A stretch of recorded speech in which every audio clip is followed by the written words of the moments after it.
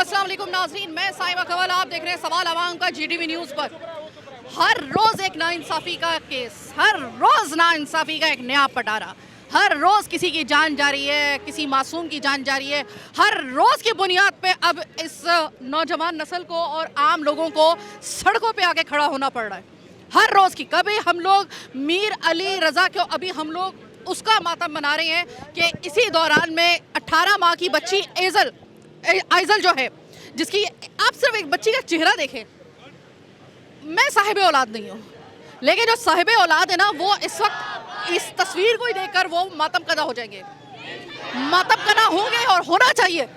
ये सिस्टम के ऊपर मातम कदा हमें होना चाहिए।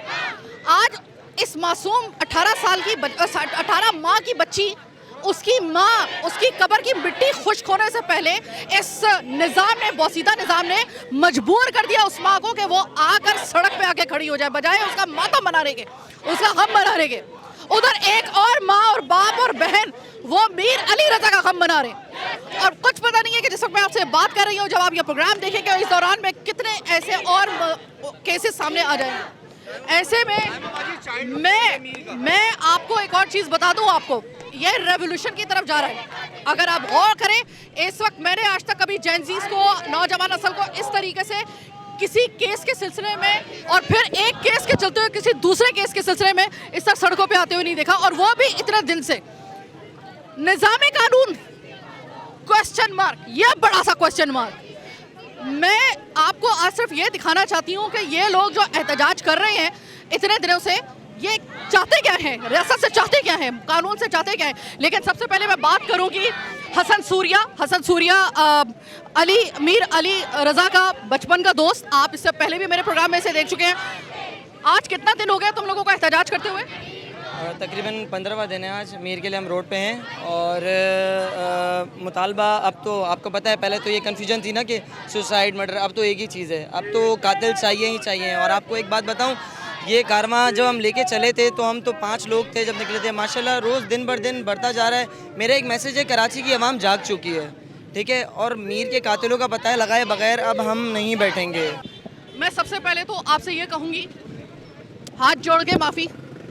ये सिस्टम ऐसा है कि आपको आज अपनी बच्ची के अभी उसके कब्र की मिट्टी खुश्क नहीं हुई और मेरी बहन आपको सड़क पे आना पड़ गया इंसाफ के लिए।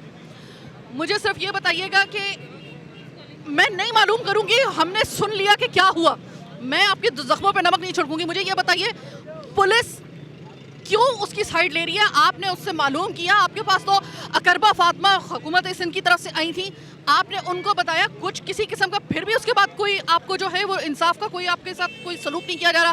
क्या आपको थोड़ा सा कोई हौसला मिल जाएगा, इंसाफ मिल जाएगा? नहीं, मैंने पुलिस अभी तक तो थोड़ा बहुत कोऑपरेट कर रही है जितना उनको करना चाहिए, इन्वेस्टिगेशन चल रही है। और जब तक अभी उसका रिमांड ख़त्म नहीं होता 13 तारीख तक, और उसके बाद वो कोर्ट में पेश होगा, तब तक अभी कुछ पता नहीं चल सकता। और डीएनए रिपोर्ट नहीं आई, उसका वेट चल रहा है। वो डीएनए की रिपोर्ट आएगी, उसके बाद फाइनलाइज होगा कि ये अकेला था या इसके साथ और लोग भी थे। उससे पहले कुछ नहीं कह सकता। क्या मैं आपका नाम जान सकती हूँ? फ़िज़ा बीबी, आप मुझे ये बताइएगा कि चूँकि वो कॉल्प्रेट जो है ना, अगर उसके साथ और लोग मुलव्वस हुए वो भी एक अलग मामला है, लेकिन वो जो एक अकलौता कॉल्प्रेट जिसने अभी तक एतराफ़ किया है वो आप ही की फैमिली का है। अब जब फैमिली के अंदर इस तरह के वाक़यात होते हैं ना, तो अमूमन ये कहा जा रहा होता है कि भाई बस फैमिली का मामला है, बस यहीं पर रख जाओ, जो घर की बात घर तक रह जाए। ऐसा कोई प्रेशर आया आप पर? नहीं, ऐसा कोई प्रेशर नहीं आया, और अगर आएगा भी तो ऐसे किसी प्रेशर का मेरे पे कोई असर नहीं होगा, ठीक है। और मैं जैसे आज खड़ी हूँ, मैं वैसे ही खड़ी रहूँगी जब तक कि वो भी कब्र में नहीं उतर जाता, जिसकी वजह से मेरी बच्ची बेमौत मरी है। अगर वो बीमार होकर मर जाती, मुझे सब्र आ जाता। वो बेमौत मरी है और मैंने उसको बहुत मुश्किलों से बड़ा किया है, वो मुझे ही पता है। तो मैं बस यही कहूँगी कि ये तारीखें, ये कोर्ट, ये रिपोर्टें, इन सब का मेरे से इतना इंतज़ार नहीं होगा। सब कर लेंगे, इंतज़ार मेरे से नहीं होगा, क्योंकि कब्र पे सिर्फ मैं जाती हूँ, और मैं बस यही चाहती हूँ जल्द से जल्द वो भी कब्र में उतरे। मेरे को ना उम्र कैद की सज़ा चाहिए, ना 10 साल, ना 25 साल, मुझे सिर्फ उसकी फांसी चाहिए। और वो भी मैं सिर्फ ये चाहती हूँ कि वो सबके सामने दी जाए, ताकि दोबारा किसी और आइजल के साथ ये ना हो। अच्छा, आपको पता है ना कि जो तस्वीरें आपने उठाई हुई हैं, इसमें मज़ीद बच्चियों की तस्वीरें भी हैं। इनमें से सिर्फ एक ज़ैनब है जिसका कातिल जो था वो और इसी तरीके से आवाम बाहर निकली थी और एकदम जो था वो पूरा मुल्क उठ के खड़ा हो गया था। तो इसी के सदक़े में इसको सज़ा मिल गई, इसके कॉर्पोरेट को। बाकी जितने भी है ना ये चेहरे आपको नज़र आ रहे हैं, इनमें से किसी का कातिल पकड़ा नहीं गया है, ये बात पता है ना आपको। ये ऐसा सिस्टम है। ऐसे में सवाल ये पैदा होता है, एक निहत्ती माँ जो अकलौती उसका मतलब वो अकेली है, उसके साथ कोई दूसरा सहारा नहीं है सवाए इस अवाम के। हौसला है इतना कि इस सिस्टम के खिलाफ खड़ी हो जाएंगी आप? बिल्कुल, इंशाल्लाह मैं आखिर दम तक खड़ी हूँ और मैं खड़ी भी रहूँगी, चाहे कोई खड़ा हो या ना हो। अभी तो ये हाईलाइट हुआ है ना बहुत, ये सब लोग इसलिए खड़े हुए हैं। महीने बाद, 2 महीने बाद ये बात पुरानी हो जाएगी। आइज़ल देखें पहली तो नहीं है, लेकिन मैं कोशिश यही करती हूँ कि आइज़ल आखिरी हो।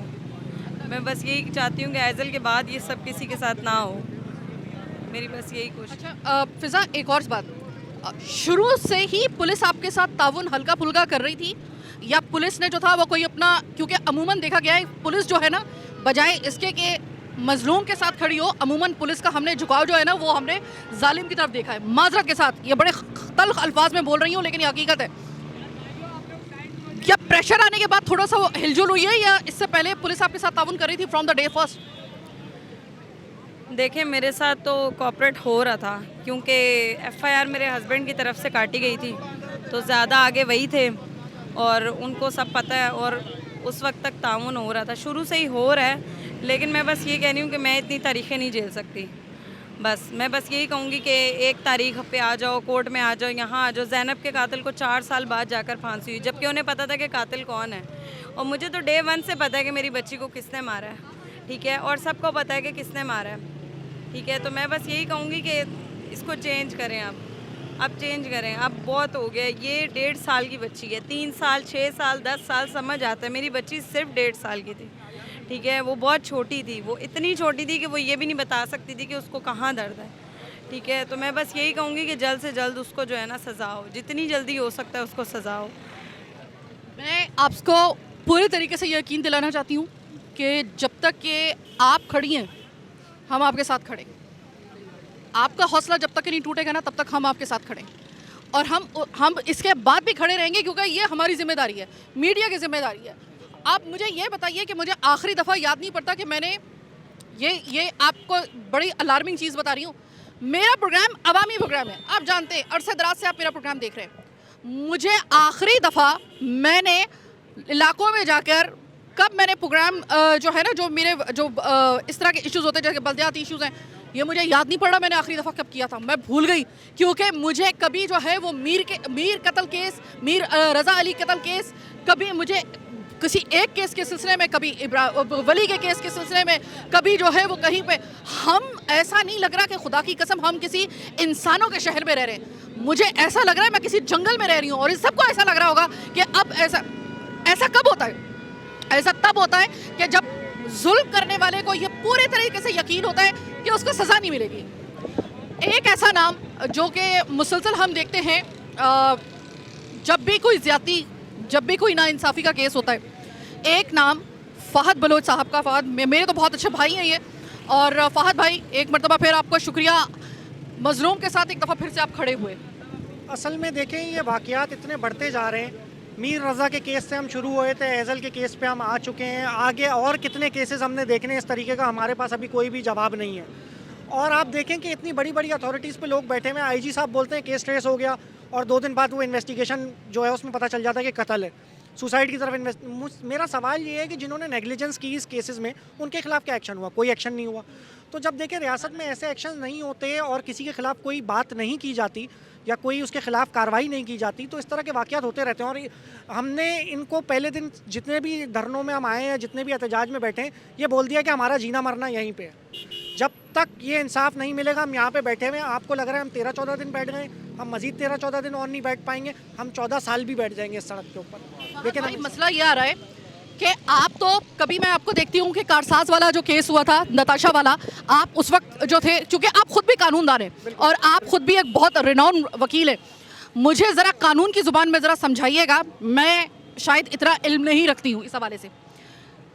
कि होना तो ये चाहिए कि जब पहला कतरा गिरे ना किसी मजलूम का, रियासत उसी वक्त जो है वो एक्टिव हो जाए, कानून उस वक्त तक एक्टिव हो जाए। यहाँ पे मसला ये है कि आपको और मुझे ना बाहर निकल के वो ये माँ, ये फिजा जो है, इसकी 18 साल की बच्ची जो है ना, अभी उसके कबर की मिट्टी खुश्क नहीं हुई है, बच्ची अभी कबर में गए हुए ज़्यादा दिन नहीं हुए, लेकिन सिस्टम ने लाके खड़ा कर दिया इसको सड़क के ऊपर कि कोई भी अगर आपने केस हाई प्रोफाइल बनाना है तो रियासत उस वक्त तक नहीं जागेगी जब तक कि शहरी बाहर नहीं निकलेगा, मीडिया हाईलाइट नहीं करेगा, उसको हाई प्रोफाइल नहीं बनाएगा।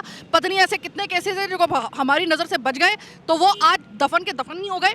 रियासत ने कुछ नहीं किया, कानून ने कुछ नहीं किया। ऐसा सच है कि हर केस को हाईलाइट करने, हाई प्रोफाइल बनाकर फिर ही थोड़ा बहुत इंसाफ का जो है वो थोड़ा सा दरवाज़ा खुलेगा। देखें 2012 में हुआ था एक शाहजेब कत्ल केस, मेरी ज़िंदगी का वो पहला हाईलाइटेड केस था जिसमें मैंने काम किया था शाहिद साहब के साथ।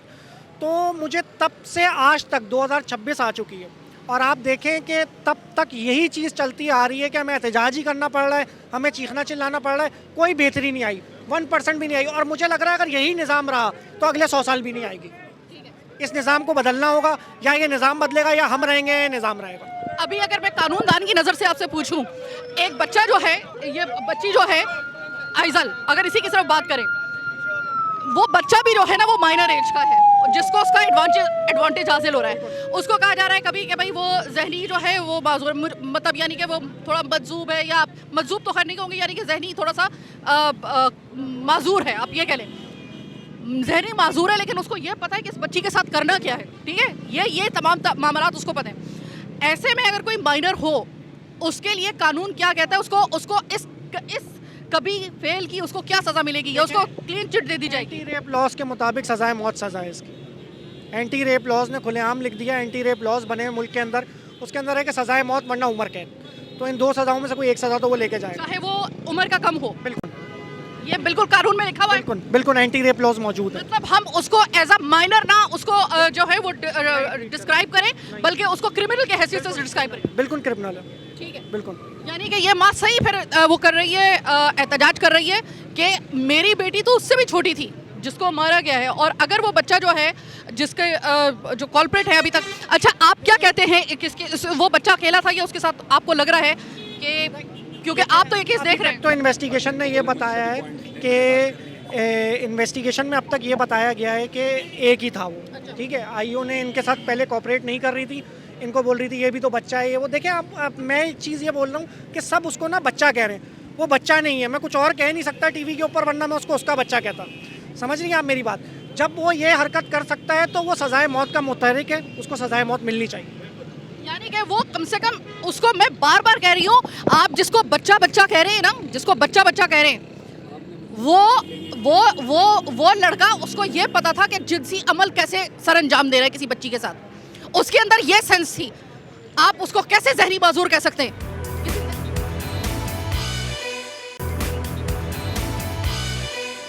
आप क्या कहेंगे? आप इस पूरे के पूरे एहतजाज को इस वक्त जो है वो आप लेकर चल भी रहे हैं और आप काफ़ी दिन से चल रहे हैं, यहाँ तक कि जबरान नासिर भी इस बात को सराह रहे हैं कि अगर आज हम लोग मीर रज़ा अली के इस कत्ल केस के यहाँ तक ले आए हैं ना कि कबर कुशाई के तमाम तर हर्डल पास करके हम किया, तो उसकी एक वजह ये लोग हैं कि जो सड़कों पे बाहर निकले हैं, जेंसी कह लें, कुछ भी कह लें। आप मुझे ये बताइए कि कब तक खड़े रहेंगे? देखिए, मैंने जब इस केस के ऊपर बात करना शुरू की तो मीर रज़ा पर बात हो रही थी। मैंने आइजल के लिए आवाज़ उठाई क्योंकि कोई नहीं उठा रहा था। शुरू में सिर्फ एक मैं था जो आइजल का बैनर खुद बना कर लेकर आया। आज अब उसकी आवाज़ माशाल्लाह, अब मैं रहूं ना रहूं, आइजल की आवाज़ उठ चुकी है। मुझे बहुत सारी चीज़ें को सामना करना पड़ रहा है। रियासत सुन रही है? हम तो जोर लगा रहे हैं, रियासत तो इससे पहले भी हज़ारों चीज़ों पे बात हुई, कहाँ सुना, कहाँ अमल किया। मैं अपने अल्लाह को तो जवाब दे सकता हूँ, यार मैंने बात की थी, फाद ने बात की थी, दूसरे ने बात की थी, फलां ने, हर बंदा अपने हिस्से, आप भी काम कर रही हैं, मैंने भी काम किया। मैं आपको अभी कल थाने का हाल बताना चाहता हूँ। मैं अपनी बहन से कनेक्टेड हूँ, फ़िज़ा से, और मैं इनसे रब्ता करके पहले इनके घर गया, फिर मैं डिफेंस थाने जब गया हूँ तो मैंने कहा मुझे मुलजिम से मिलाएं, मैं उसका हाल देखता हूँ कि उस बेगैरत ने जो 18 माह की बच्ची का कत्ल किया है, मैं उसका भी तो हाल देखूँ कि उसका क्या हाल किया इन लोगों ने। तो जब मैं पहली दफ़ा गया हूँ लॉकअप पे, फात भाई वो मुझसे हंसते हुए मिलने आया है। अब मैंने माजरत के साथ मैंने उसको 4 गालियाँ दी। मैंने कहा बेगैरत तुझे शर्म नहीं आती? मुझे हवालदार नहीं हूँ, पीछे बोला हटो हटो भाई, इस तरह की बात उनसे नहीं करो। मैंने कहा भाई वो मर्डर शान में गुस्ताखी नहीं करो। मुझे भगा दिया वहाँ से, शान में उसके गुस्ताखी नहीं करो। अच्छा, मैं वहाँ से चला गया। उसके बाद मैंने कहा ठीक है, हमने भी दिमाग लगाना है। फिर मैं 10 मिनट के बाद छुप के गया हूँ, मैंने उसकी एक छोटी सी वीडियो बनाई कि मैं दिखाऊँ उसका क्या हाल है। लेटा हुआ है अंदर वो, कोई तशद्दुद के, कोई रिमांड के निशान नहीं है। यार उस बच्चे के साथ तुमने कैसे ये सब कर लिया यार? मेरे को 2.5 साल की बेटी है, जो बेटी का बाप हो या बेटे का बाप हो, आप उससे पूछो इसका दर्द। पूरी दुनिया से लोग मुझसे रब्ता कर रहे हैं, फराज भाई क्या करना है, क्या करना है। और मैं अपनी बहन को बार बार ये कह रहा हूँ, आपको इस वक्त दुनिया की किसी चीज़ की टेंशन नहीं ली, आपकी पूरी लाइफ आपको जो चाहिए हम प्रोवाइड करेंगे, पूरी दुनिया आपके साथ खड़ी है। But this is right time, आपने पीछे नहीं हटना है। आइजल के लिए इंसाफ हमने मांगना है, नहीं दोगे हम छीन के लेंगे। मीर रज़ा का केस है ना, बहुत हाई प्रोफाइल हो गया, बड़े लोग बात कर रहे हैं, ठीक है। हम छोटे हैं, हम स्टूडेंट्स हैं, यंग हैं, हम नहीं जाएंगे अगर उस पर भी, लेकिन आइजल को तो एटलीस्ट हमने नहीं छोड़ना है। Thank you so much. ये भी नाहक कत्ल है। सिंध पुलिस दरअसल आवाम को तहफ़्फ़ुज़ देने में मुकम्मल तौर पर नाकाम है। जो इनका काम है वो अपना काम नहीं करते, लोगों की अज़वाजी ज़िंदगियों के अंदर दाखिल होते हैं। तफ्तीशी अफसर का क्या काम है कि मीर के माँ बाप की अज़वाजी ज़िंदगी पे बात करे? तफ्तीशी अफसर का क्या काम है कि आइजल के माँ बाप के अज़वाजी ज़िंदगी में दखल अंदाज़ी करे? इनको शर्म आनी चाहिए। मैं ज़ियाउल हसन लंजार साहब से गुजारिश करता हूँ, होम मिनिस्टर हैं, लॉ मिनिस्टर हैं, कि वो जावेद आला मोडो साहब को तफ्तीश में शामिल करें मीर के कत्ल के केस में, कि 10 दिन उनकी नाक के नीचे ये तफ्तीश जो है वो रोकी गई, किसको बचा रहे थे। इनको अफसरान को शामिल तफ्तीश करें। ओडो साहब को फौरी तौर पर मुस्ताफ़ी हो जाना चाहिए। ये आवाम इंतज़ार कर रही है, वो माफ़ी मांगे, मुस्ताफ़ी हो। 20 दिन तक, वो 10 दिन तक कौम की आंख में धूल झोंकते रहे। उस बाप के दिल पे क्या गुजरी कि जिसको वो बाप कह रहा है कि मेरे बच्चे का कत्ल हुआ है, इसका तशद्दुद हुआ है, उसके कान की हड्डी पीछे टूटी हुई है, नाक की हड्डी टूटी हुई है, सीने की हड्डियाँ पसलियाँ टूटी हुई हैं, उसके बावजूद एक कत्ल को ख़ुदकुशी का रंग देना, आइजल को इंसाफ ना देना। मैं समझता हूँ कि हमारे शहर में ये शहर अब रहने के काबिल नहीं है। हमें बता दें, या तो हम ये शहर छोड़ के चले जाएँ, या अगर हमें ख़ुद जंग लड़नी है, हमें ख़ुद अपने मुजरिमों को ढूंढना है, हमें ख़ुद इंसाफ फराहम करना है, हमें इजाज़त दे दें, हम खुद कर लेंगे। तो आप मुझे ये बताइएगा कि देखिए कि हम सब यहाँ पर खड़े हुए हैं, रात का ये पहर है, हम लोग सब एक ही बात कर रहे हैं कि ये मतलब आज अगर इनके ऊपर आया है, कल मेरे ख़ानदान पे या आपके ख़ानदान पे, या खुदा न ख़ास्ता हम सब के साथ ऐसा हो सकता है। आपको कोई रत्ती भर भी उम्मीद है कि ये निज़ाम कानून आपको इतना तहफ़्फ़ुज़ फराहम करेगा कि अगर खुदा न ख़ास्ता मेरे साथ कुछ हो? मेरा काम इस किस्म का है, बीइंग अ मीडिया पर्सन, मेरा जो काम है बहुत रिस्की है, सब जानते हैं। कल अल्लाह ना करे मेरे साथ अगर कुछ ऐसा हो, तो क्या कोई मेरे लिए ऐसा उठेगा? और अगर ना उठ सका तो क्या मैं इसी तरह मेरी कहानी दफन? हम हर जुल्म के खिलाफ उठेंगे। यहाँ आज नहीं खड़े हैं, मैं सबकी अपनी स्टोरी है, लेकिन मैं अपनी बात कर सकता हूँ। मैं रोज़ाना ऑफिस से निकल रहा हूँ, डायरेक्ट यहाँ पे आ रहा हूँ, 3 बजे 4 बजे रात को घर जा रहा हूँ। जब तक इंसाफ नहीं मिलेगा मैंने अपने हिस्से का काम करना है। ना सिर्फ मैं, ये सब हमारी दोस्ती हो गई है सबकी आपस में, ये अली बलोच है, ये है वो है, हमने सबको एक दूसरे को जान लिया है। हम खड़े रहेंगे, हम नहीं जाएंगे। आज तकरीबन 12 दिन होने वाले हैं, 10 से 12 दिन ये सारे रोज़ खड़े हो रहे हैं। खुदारा यार, कोई आपसे कुछ नहीं मांग रहे, कोई ख़जाना नहीं मांग रहे, इंसाफ ही मांग रहे हैं ना यार। कराची वालों को क्या दे रहे हो आप? ना हम गवर्नमेंट में नौकरी मिलती है, ना कुछ प्राइवेटली खुद को ग्रो कर रहे हैं, तरक्की कर रहे हैं, कुछ नहीं चाहिए यार। जान का तहफ़्फ़ुज़ दे दो यार, या किसी की जान ले ली गई उसको इंसाफ दे दो। इसमें कौन सा मसला है? मैं नहीं मांगता कोई हाई प्रोफाइल केस पे फैसला, मेरी अपनी बच्ची है, मुझे भी साइड कर दोगे तुम लोग यार। लेकिन एक छोटी सी बच्ची आइजल, ना उसका बाप अरबपति है, ना उसका बाप करोड़पति है। सिर्फ एक बात कहना चाहूँगा, उसको ऐसी सज़ा तो ज़रूर दो कि उसकी माँ को भी सुकून आ जाए और हम सबको भी सुकून आ जाए। इससे ज़्यादा मैंने और कोई बात नहीं करता। ये आगे की तरफ वाला दस्ता है। अब आप सोच लीजिए कि कितनी बड़ी तादाद में यहाँ पे लोग और नौजवान मौजूद हैं। बच्चे,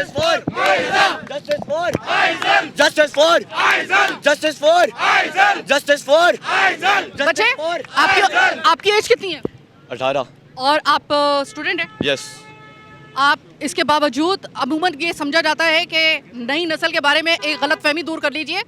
आपने अपनी नई नस्ल को, जेनजीज को इतना मिच्योर कर दिया है इस ज़्यादतियों के चलते हुए में कि अमूमन आप ये समझते थे कि भाई ये वाली जो हमारी नई नस्ल है, 18 साल का बच्चा हो गया, 16 साल का बच्चा हो गया, ये तो अपने मोबाइल फ़ोन से बाहर ही नहीं निकलता, दोस्त और वो एक सी ख़ास दुनिया होती है, ख़ास बबल होता है।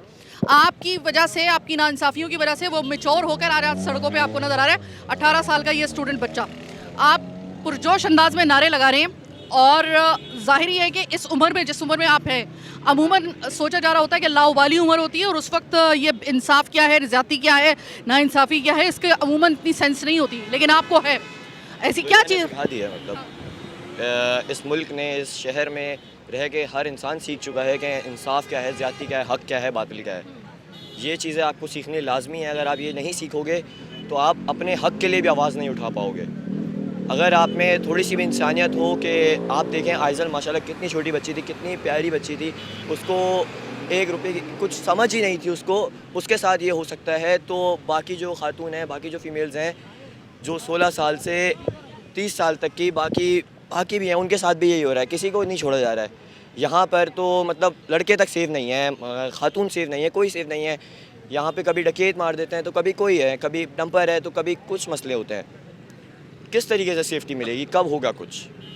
ये 18 महीने की बच्ची आइजल के लिए आप कर रहे हैं और साथ में हम देख रहे हैं कि मीर रज़ा अली के लिए भी आप लोग इसी तरीके से, और मीर रज़ा अली के बारे में कहा जा रहा है कि इस केस को हाईलाइट करने में जिब्रान नासिर साहब जो उनके अल्फाज ये हैं कि अगर आप लोग सड़क पे ना निकलते ना तो शायद ये केस के लिए हमें भी हिम्मत ना मिलती इसको उठाने के लिए, वरना ये दफन था केस, इसको बना दिया गया था, खुदकुशी का रंग दे दिया गया था इसको ज़बरदस्ती का। तो मुझे ये बताइएगा कि अब ज़ाहिर है आपकी फैमिली होगी, आप सबकी फैमिली होगी, जितने भी यहाँ पे बच्चे हैं 18 साल के और 19 साल के, आप सबकी फैमिली होगी। अब जाहिर है कि ये मुल्क ऐसा है कि जब आप आवाज़ उठाते हैं ना तो आपकी आवाज़ को दबाने के लिए इस निज़ाम में हर हरबा इख्तियार किया जाता है। तो घर वाले, ख़ास तौर पर आपकी मदर, वो परेशान नहीं हो जाती हैं कि आप रात के इस पहर जो है वो सड़कों पे एहतजाज कर रहे हैं, अल्लाह ना करे कोई पुलिस ले जाए आपको, या कोई इस तरीके से कोई जिस तरीके से शेलिंग वगैरह होती है ऐसा कोई मामला हो जाए तो वो आपको रोकते नहीं है इस चीज़ की? रोकते हैं, उनको डर है। हर माँ के बेटे को, हर माँ को डर है कि मेरा बेटा अभी जा रहा है, वापस नहीं आएगा। किसी माँ को नहीं पता है, हर बेटे को नहीं पता कि मैं जा रहा हूँ, वापस आऊँगा, सही सलामत आऊँगा, मेरे साथ कुछ हो जाएगा, क्या हो जाएगा। हर खातून है जो रात में जाती हैं, जो बाहर जाती हैं, जो दिन में अपने जॉब पर जाती हैं, उनको तक, यूनिवर्सिटी वालों तक को डर है। देखें मेरी बहन है, मुझे उसके लिए भी डर है, मुझे सारी बहनें मेरी हैं, सही है, सब बहनें, सबके लिए डर होता है इंसान को कि इंसान के अंदर अपना ज़मीर, अगर आपका अपना ज़मीर मर गया तो आप इस शहर में, इस मुल्क में, इस दुनिया में रहने के काबिल नहीं है। अगर आपके ज़मीर ही नहीं है तो आप इस दुनिया में हैं ही क्यों? सबसे पहली चीज़ आपकी ज़मीर होती है, मतलब आप कुछ कर ही नहीं सकते इस मुल्क के लिए तो आप इस मुल्क में रह रहे क्यों है। दूसरी बात यह कि आप, अगर आपने देखा आपके आगे नाइंसाफ़ी हो रही है तो आप उस चीज़ को रोकें। अगर नहीं रोक सकते तो आपको कोई हक़ नहीं है फिर किसी चीज़ में बोलने का। महफूज समझते हो इन वाक़यात को देखते हुए, अपने आप को महफूज समझते हो? बिल्कुल भी नहीं, कोई भी महफूज नहीं समझता है। ऐसी चीज़ों से कौन महफूज समझेगा? अगर कि 18 महीने की बच्चे के साथ हो रहा है तो 80 साल की औरत के साथ भी हो सकता है चीज़, और यहाँ पे तो ये आम हो गया है। तो आप हम सेफ़ नहीं है तो फिर कोई बच्ची या औरत क्या ही सेफ़ होगी? अच्छा, अब मैं आप लोगों से पूछना चाहूँगी, इससे पहले कि प्रोग्राम का अगला हिस्सा शुरू हो, मैं आप लोगों से मालूम करना चाहूँगी कि ना 18 साल की बच्ची महफूज, ना 26 साल का वो नौजवान महफूज, बाहर निकलते हैं तो आप बकौल आप लोगों के, कभी डंपर आपको मार देता है, कभी 1-2 टके के मोबाइल के लिए कोई स्नैचर आपको मार देता है, गोली मार देता है सीधा। हर तरीके से एक मौत का रास्ता आप लोगों के लिए खोल के रखा हुआ है। ऐसे में आप अपनी पुलिस को और कानून को कहाँ पे देख रहे हैं? देखे, कानून और पुलिस को हुक्मरानों की हिफाजत करने से फुर्सत मिले तो आवाम की करे ना। और अब देखें पुलिस का किरदार क्या है। पुलिस वाले जो है वो, उनका किरदार किसी रखियल से कम नहीं है, वो हुक्मरानों के तलवे चाटने पर मजबूर है। हमारे हुक्मरान भी कहते हैं हम तुर्की पर हमला होगा हम उनकी हिफाजत करेंगे, सऊदी पर हमला होगा हम उनकी हिफाजत करेंगे। हम कहते हैं अवाम की हिफाजत कौन करेगा? अस्सलाम वालेकुम। वालेकुम अस्सलाम जी, मेरा नाम जवेरिया है और बाय प्रोफेशन मैं टीवी एक्ट्रेस हूँ। मैं एक माँ भी हूँ और मैं आइजल के लिए यहाँ मौजूद हूँ, मैं मीर रज़ा के लिए यहाँ मौजूद हूँ क्योंकि हम दिली तौर पर दुखी हैं। ये बहुत बड़ा नुकसान है आइजल के माँ बाप का, मीर रज़ा हमारे मुल्क का नुकसान है क्योंकि ऐसे टैलेंटेड बच्चे हैं नहीं, और जो टैलेंट है उसको आगे बढ़ने दिया नहीं जा रहा। खुदा का वास्ता है, आप लोग हमारे हुक्मरानों को चाहिए कोई एक्शन लें, हमें प्रोटेक्ट करें, हमारी हिफाजत करें। अल्लाह और रसूल का वास्ता है, हज़रत उमर का लॉ लेकर आ जाए अगर आप लोग नहीं संभाल सकते। खुदा रसूल का वास्ता है कि छोटे मासूम बच्चों का ख्याल करें, ये हमारा कीमती असासा है। मेरी सिर्फ आप लोगों से इतनी गुजारिश है। आप क्या?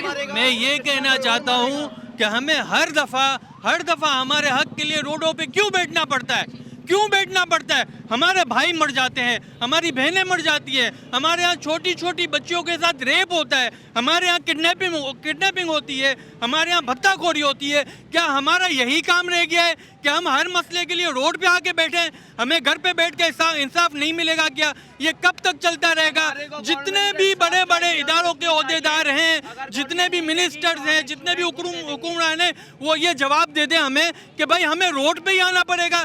हम अपने लिए, अपने घर के लिए रोटी रोज़ी कमाने जाएं, हम अपने बच्चों की स्कूलों की फीस जो है कमाने जाएं, हम क्या करें? हम महंगा पेट्रोल हम डलवाएं, महंगी बिजली हम दें, महंगा गैस हम दें, उसके बाद फिर हम ही रोड पे बैठ के अपने ही हक के लिए हम लोग यहाँ पे रोड पे बैठ के हम लोग एहतजाज करें? इस तरह हमें इंसाफ मिलेगा? पाकिस्तान को इस तरह चलाना है?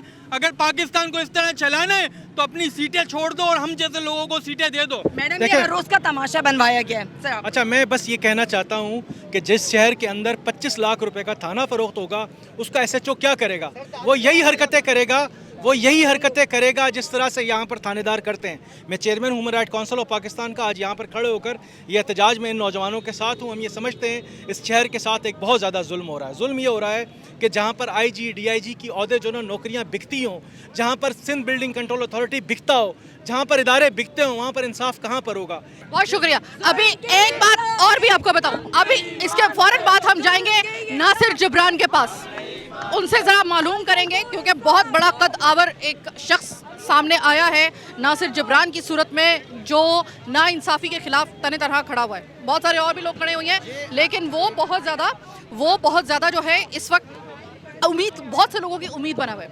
अब मैं आपको, इन्होंने भी पुलिस थाने की बात की ना कि जो बिकते हों, ऐसे जो वो खरीदते हैं, बाकायदा थाने खरीदते हैं, कोई जगी जुगी बात नहीं है।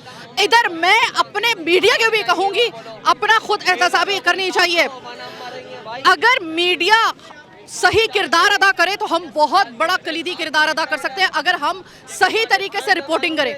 लेकिन हमने अमीर अली रज़ा के मामले में देखा कि मीडिया से भी बहुत सारी गलतियां हुई।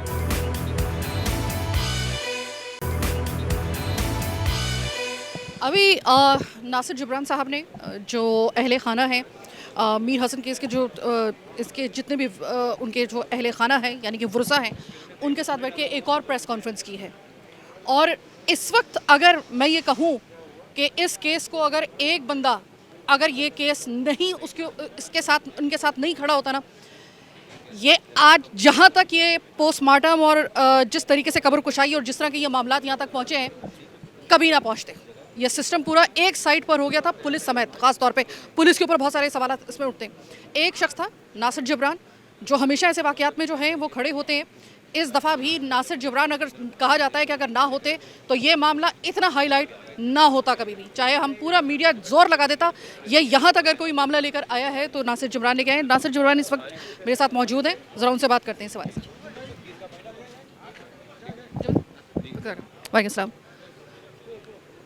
नासिर, सबसे पहले तो जिब्रान साहब आपका बहुत बहुत शुक्रिया। एक और ऐसा केस जिसके बारे में कहा जाता है, मैं खुले अल्फाज में कहती हूँ कि अगर आप ना होते तो आज ये केस यहाँ तक ना पहुँचता, क्योंकि पूरा सिस्टम एक साइड पे हो गया, पुलिस एक साइड पे हो गई।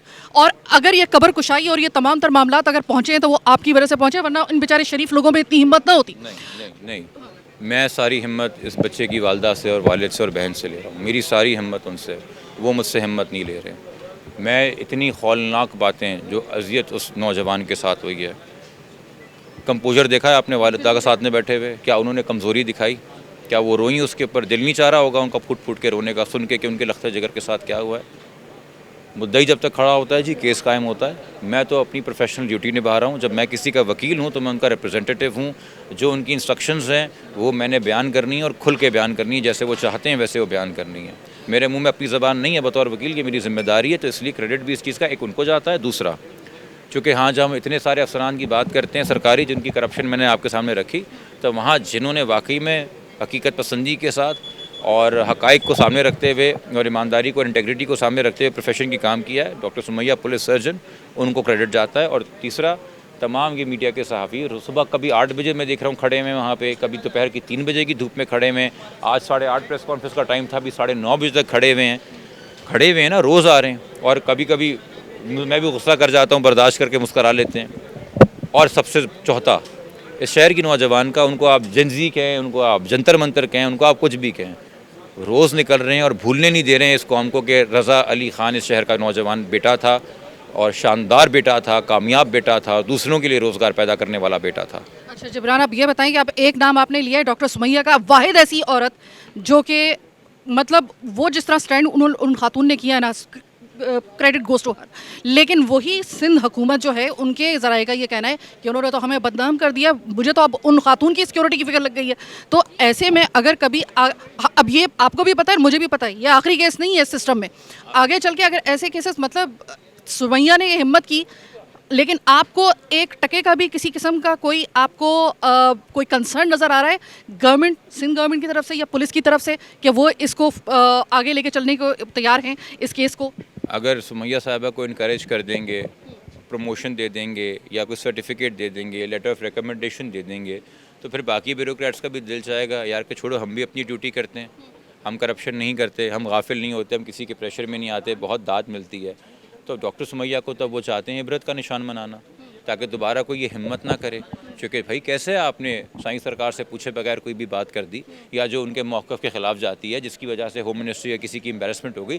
छोड़ो रज़ा अली ख़ान की जान के साथ इंसाफ हुआ कि नहीं हुआ, मिनिस्टर साहब की और राजी साहब की साख ज़्यादा ज़रूरी है, हमें ये पैगाम दिया जा रहा है।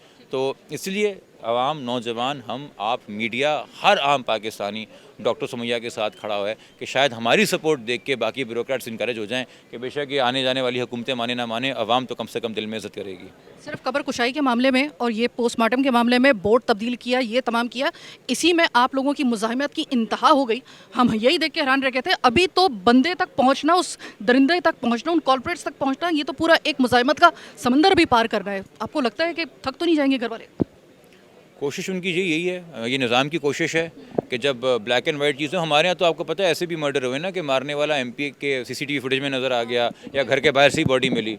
वहाँ पे भी तो अप्रोच यही होती है कि थका दो, हरा दो, रुस्वा कर दो, कि घुटने टेक दें। यहाँ पे भी यही कोशिश होगी, मगर यहाँ तो मैं कम से कम ये हैरान हूँ कि वो एक और बात है कि जी वो ट्रायल चलेगा कि नहीं चलेगा, ये पीछे हट जाएंगे नहीं हट जाएंगे, या जैसा नकीबुल्ला के अंदर साबित नहीं किया जी एविडेंस ने, गवाहों को पीछे हटाया गया, वहाँ तक स्टेज पहुँची कि नहीं, या तो बंदा ही बेनकाब नहीं हो रहा ना।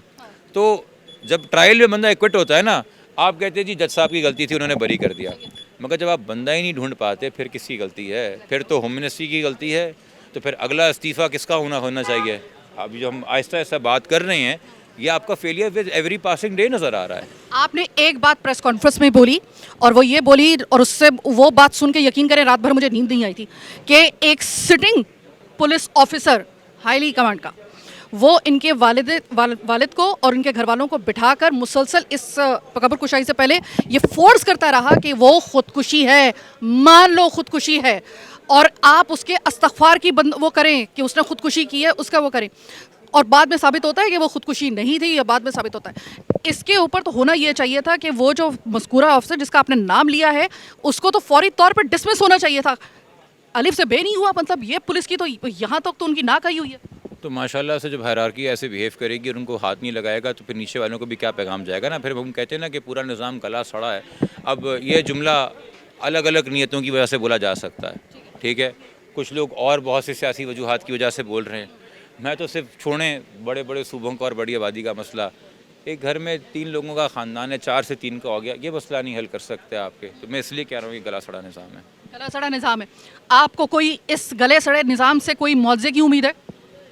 मुझे आवाम की हिम्मत से मुआवजे की उम्मीद है, और मुझे लगता है कि आवाम, मीडिया, वालदैन और हमारे ऑनेस्ट अफसर विद इन सिस्टम जो अच्छा काम करना जानते हैं, ठीक है, और आखिर में अदलिया, अगर ये मुट्ठी बन जाए तो बिल्कुल मुकाबला कर सकते हैं इसका। इसका मतलब ये कि हम सिर्फ एक मीडिया और ये जो नौजवान है और ये जो अवाम है, अगर यही कुछ कर दें और यही प्रेशर डाल दें तो ही कुछ हो सकता है, वरना गले सड़े निज़ाम से किसी किस्म की मुआवजे की आपको उम्मीद नहीं है? नहीं जी। सिक्योरिटी इस वक्त आपकी भी बहुत मैटर करती है, ये बहुत ज़रूरी है, क्योंकि आपका नाम उन सरफहरिस्त लोगों में आता है कि जो कि मैं अभी जैसे मैं बता चुकी हूँ। तो जिब्रान, आपको किसी किस्म की कोई धमकी या खुदा न खास्ता आपके साथ तो, क्योंकि आपकी तो पहचान ही यही है इन केसेस को डील करना, कभी आपको इस तरह खुदा न खास्ता आपको तो कोई ऐसी धमकी नहीं है या कोई आपकी सिक्योरिटी रिस्क तो नहीं है? नहीं जी, अल्हम्दुलिल्लाह मुझे कभी हुआ भी रिस्क तो अफसोस मुहाफ़िज़ों से हुआ। कितनी अजीब बात है, ये भी बदकिस्मती है, मगर नहीं, ऐसा कोई सिक्योरिटी थ्रेट नहीं है। ना मैं फ़ील करता हूँ, ना मैं इतना पैरानॉइड हूँ, ना मैं अपने साथ कोई डिमांड करता हूँ कि जी मुझे सिक्योरिटी दें, मुझे पुलिस वाले दें। सच की ताकत आपके साथ है, सच बहुत लिबरेटिंग होता है। अल्लाह ताला आपको अपनी हिफ्ज़-ओ-अमान में रखे और आपको मज़ीद ताकत दे। Stay strong and stay safe. तो ये थे जिब्रान नासिर, और जिब्रान नासिर ने जिस तरीके से बताया, इस शख्स ने आपके इस निज़ाम का पोल नहीं खोला, उसने आपके सामने पूरा उसका पोस्टमार्टम करके रख दिया इस केस के सिलसिले में। नासिर जिब्रान का इससे पहले भी रिकॉर्ड जो था वो मुख्तलिफ केसेस के हवाले से आप जानते हैं। अब आप मुझे ये बताइएगा, कल आपके और मेरे घर में या मेरे साथ या आपके साथ, अल्लाह ना करे, ऐसा कोई वाक़या हो जैसे कि हमारे यहाँ पे लाकानूनियत की, आप मुझे एक बात बताइए, क्या ये इत्तेफाक है कि हमेशा जब भी कोई ऐसा वाक़या होता है, हमारी पुलिस, हमारे कानून नाफिज करने वाले इदारे, बजाय इसके कि एक मजलूम के साथ, एक विक्टिम के साथ हो, हैरान कुन बात यह है कि उनकी ज़्यादातर हमदर्दियाँ जो हैं और जो उनका झुकाव होता है वो जालिम के साथ होता है। ऐसा पहली दफ़ा नहीं हुआ।